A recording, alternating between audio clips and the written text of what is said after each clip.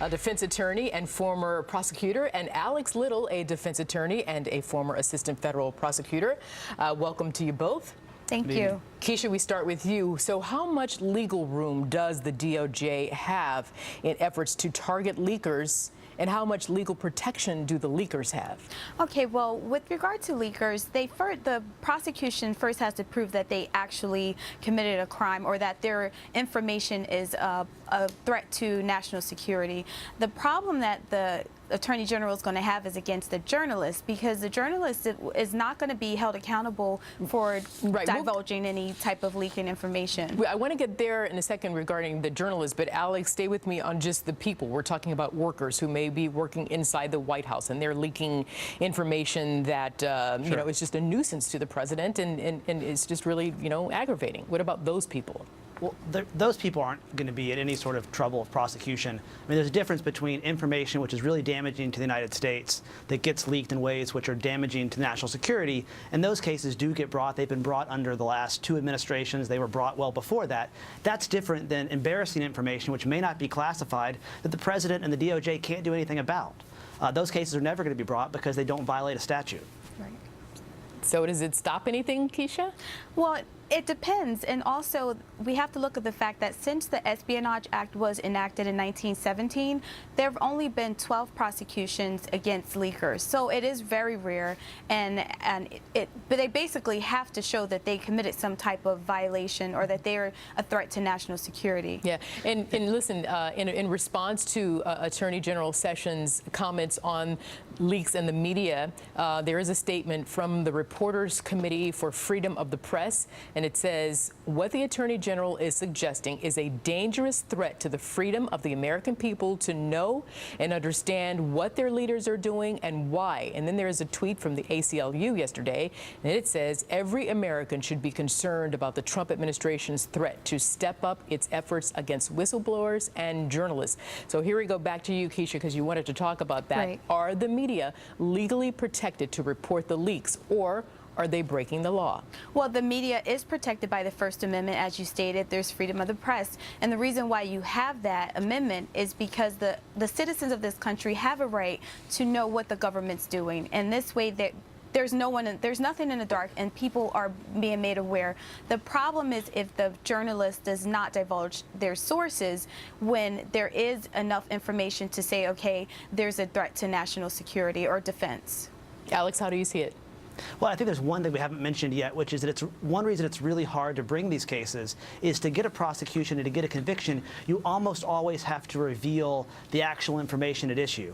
So you can't just say, hey, these guys leaked some information that was secret. There has to be more put forth to the jury, and so you're actually disclosing the secret publicly in the process of prosecuting it. It makes these cases very, very hard. I don't see this as a legitimate threat from the Attorney General or the President or even the Department of Justice.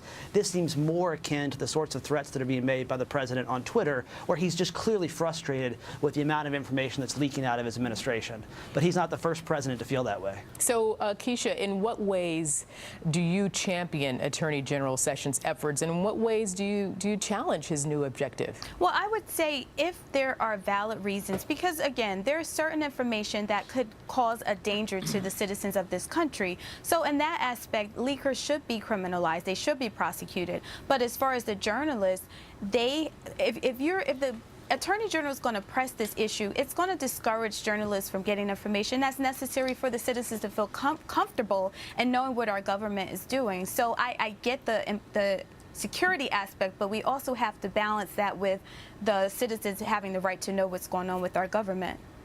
Alex? Yeah, Arthel, before I was a federal prosecutor, I worked in the intelligence agency. There are absolutely secrets that should never be leaked, both for intelligence purposes and law enforcement. And those cases are going to be brought. They've always been brought. I think we're talking about focusing on the press as somehow antithetical to the public interest. Well, that's not what this country's about. We're about free press. We're about telling the people what their government does. And I hope that this effort by Attorney General Sessions doesn't stop that. So 2 weeks from now, more leaks. Hypothetically speaking, if the leaks don't stop, 2 weeks from now, you're saying, I think I hear both of you saying that there's not much bite to this bark. Right. So no, the reason there are leaks is because there are people who are extremely frustrated with what's happening. I think the best way to stop the leaks is to don't do things that are embarrassing to your administration. Keisha, final word? And leaks will never stop. We're always going to have that. And I think with this administration, there's been so much wrongdoing going on that now the president has an issue with leaks. But like my colleague just said, stop doing things to cause the leaks or for people to be scrutinizing his actions. So, Alex, I'll keep talking for a little bit more. I've got more time. Can the president help in any way? You know, I mean, he's very keen on Twitter and tweeting, and I don't know, is that sort of, no, I'm serious, does that give a little bit of a, you know, this sort of looseness with information playing I don't into think that he can. I think one of the things that's changed is he has a new chief of staff. One of the things you learn in the intelligence community is the best way to stop leaks of information is not to disseminate information to a large group of people. So one of the things that we know about this administration is that everybody sort of had a piece of the pie. There were 16 people in the Oval Office. Well, when you put 2 people in the Oval Office for these conversations, it is much less likely to leak because the suspects for the leakers are much, much smaller. So the best thing they can do at the White House is just keep a tighter ship, run a tighter ship, have less people listening to what you're doing.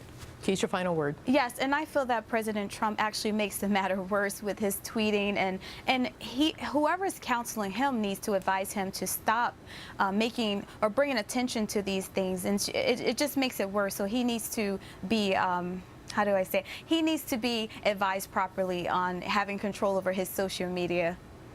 Keisha Hebben, Alex Little, I leave it there, and we'll talk to you again on this very subject, I'm sure. Thank you. Thank you. Take care. A missing California kindergarten teacher